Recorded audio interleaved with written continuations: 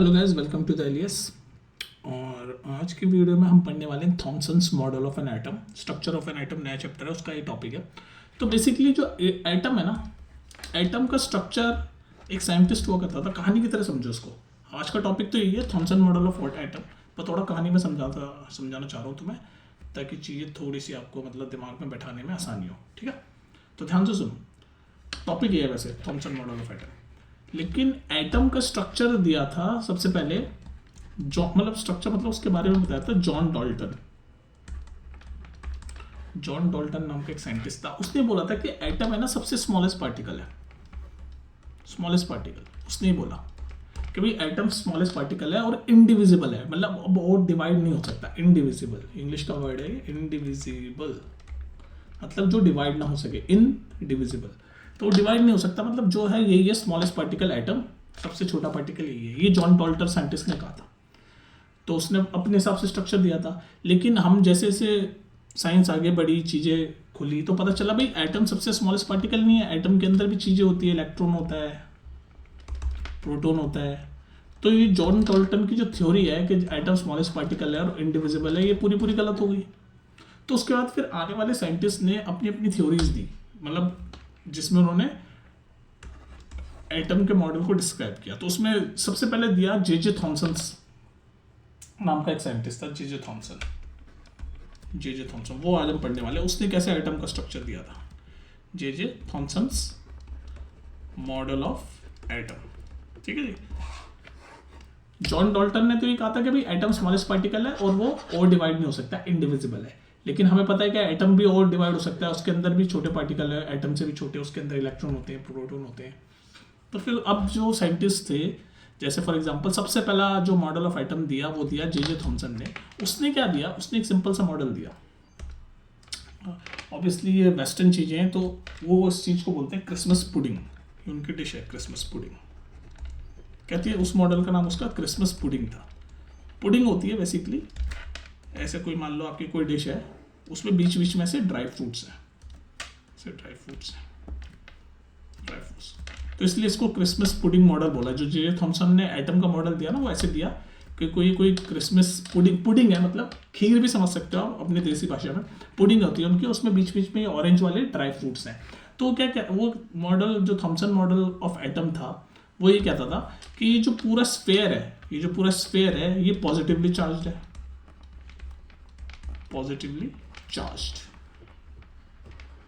और ये जिसको मैंने आपको बोला कि ड्राई फ्रूट्स की तरह इमेजिन करो, ये ब्लू वाला पार्ट, ये इलेक्ट्रॉन्स है। ठीक है, तो इस तरह से मॉडल दिया जे थॉमसन ने मॉडल लिया एटम का, कि एटम ऐसा होगा कि एक पॉजिटिवली चार्ज स्फेयर होगा, एक स्फेयर होगा जो पूरा पॉजिटिव होगा, और उसके बीच में ऐसे छोटे छोटे इलेक्ट्रॉन्स होंगे जो कि नेगेटिवली चार्ज होते हैं, आपको पता ही है। तो ये इसलिए इसको बोलते हैं क्रिसमस पुडिंग मॉडल। जो जे थॉमसन ने दिया था उसको क्रिसमस पुडिंग मॉडल बोला था। या फिर इसको आप एक और तरीके से समझ सकते हो, वाटरमेलन की तरह। कि आप जब वाटरमेलन देखते हो, ऐसे होता है ना वाटरमेलन, ऐसे इमेजिन करो ये वाटरमेलन है, उसके अंदर ब्लैक कलर से, मैं वाइट कर लेता हूँ, ब्लैक कलर से सीड्स होते हैं उसके वाटरमेलन के। यहाँ पर तो ब्लैक तो हमारा पीछे बैकग्राउंड है, तो हम वाइट से कर रहे हैं। ऐसे सीड्स होते हैं और बाकी पूरा पार्ट उसका रेड होता है, ऐसे होता है ना वाटरमेलन। तो इसको क्रिसमस पुडिंग की तरह आप ऐसे वाटरमेलन की तरह भी समझ सकते हो कि पूरा जो रेड वाला पार्ट है ये पॉजिटिव चार्ज है, जो रेड वाला पार्ट है वो पॉजिटिवली चार्ज है, और ये जो ब्लैक वाले सीड्स हैं ये सब इलेक्ट्रॉन्स हैं।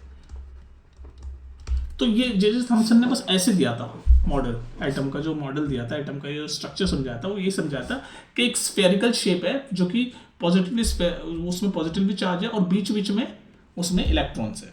तो ये जे थॉमसन मॉडल था, बहुत ही सिंपल था। लेकिन इस मॉडल की कुछ लिमिटेशन थी भाई, सीधी सीधी लिमिटेशन थी। क्या लिमिटेशन थी?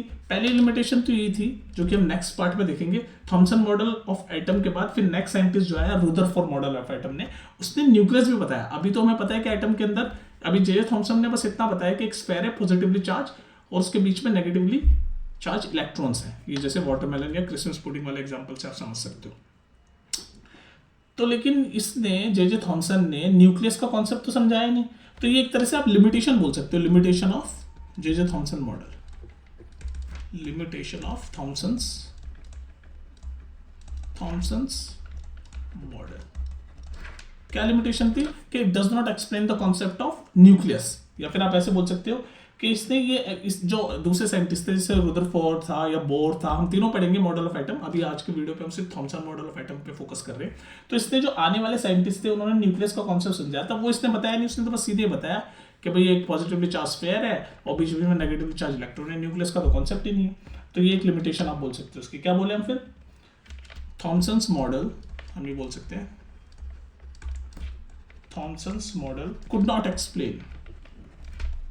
not explain the truth about nucleus।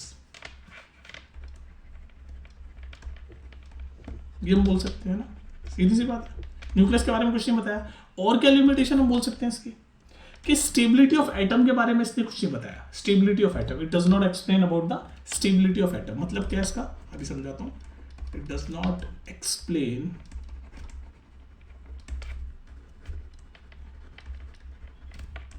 About the stability of atom. Stability of atom से मेरा मतलब ये है कि स्टेबिलिटी ऑफ एटम को एक्सप्लेन नहीं किया। इसका मतलब ये है कि ये जैसे आपको पता है कि इलेक्ट्रॉन्स नेगेटिवली चार्ज होते हैं और ये कह रहा है पूरा स्फीयर ये पॉजिटिवली चार्ज है, तो इसने ये तो एक्सप्लेन नहीं किया कि नेगेटिवली चार्ज और पॉजिटिवली चार्ज इतनी पास पास कैसे रह रहे हैं, क्योंकि इनकी स्टेबिलिटी कैसी है, कैसे रही होगी। भाई ये नेगेटिवली चार्ज है और पूरा स्फीयर पॉजिटिवली चार्ज है ना, ये रेड रेड वाला पार्ट वाटरमेलन वाले विजुअलाइजेशन से इमेजिन करो। तो ये कह रहा है कि नेगेटिवली चार्ज इलेक्ट्रॉन और ये पूरा स्फीयर पॉजिटिवली चार्ज, ये इतने पास पास सर्वाइव कैसे कर रहे हैं। आपको तो पता है नेगेटिव और पॉजिटिव चार्ज एक दूसरे में क्या करेंगे, या तो अट्रैक्ट करेंगे एक दूसरे को, तो स्टेबिलिटी नहीं रहेगी। तो इसने ये पूरा कुछ भी एक्सप्लेन नहीं किया, बस इसने सीधे बोल दिया कि एक पॉजिटिवली चार्ज स्फीयर है और उसके बीच में ऐसे इलेक्ट्रॉन एम्बेडेड है। एम्बेडेड मतलब ये इंग्लिश का शब्द है, एक और सीख लो। एम्बेडेड मतलब ऐसे घुसे हैं, ठीक है। तो इसने ये दो लिमिटेशन आप बोल सकते हो थॉमसन मॉडल ऑफ एटम के, कि it does not explain about the nucleus और it is not explain about the stability of atom. मतलब एटम की स्टेबिलिटी कैसे वो बताया, इसने एक्सप्लेन नहीं किया कि नेगेटिवली चार्ज इलेक्ट्रॉन और ये पूरा पॉजिटिव स्फीयर एक दूसरे के पास इतनी क्लोज एनवायरनमेंट में कैसे स्टेबल रहे, इतने क्लोज एनवायरनमेंट में कैसे स्टेबल रहे, ये कुछ भी एक्सप्लेन नहीं किया थॉमसन्स मॉडल ऑफ एटम ने, ठीक है। तो फिर उसके बाद फिर नेक्स्ट साइंटिस्ट आया जी, उसने कहा नहीं यार मॉडल ऑफ एटम जो होगा वो जे थॉमसन जैसा नहीं है। तो वो साइंटिस्ट आता है रुदरफोर्ड मॉडल, रुदरफोर्ड साइंटिस्ट का नाम है, जो कि हम नेक्स्ट वीडियो में पढ़ेंगे। मैं छोटी वीडियो बना रहा हूँ 6-7 मिनट की, ताकि आपको फटाफट रिवाइज हो जाए। तो इस वीडियो में हमने देख लिया, क्या देखा, जे थॉमसन्स मॉडल ऑफ एटम और उसकी लिमिटेशन देख ली। नेक्स्ट वीडियो में हम देखेंगे रुदरफोर्ड मॉडल ऑफ एटम।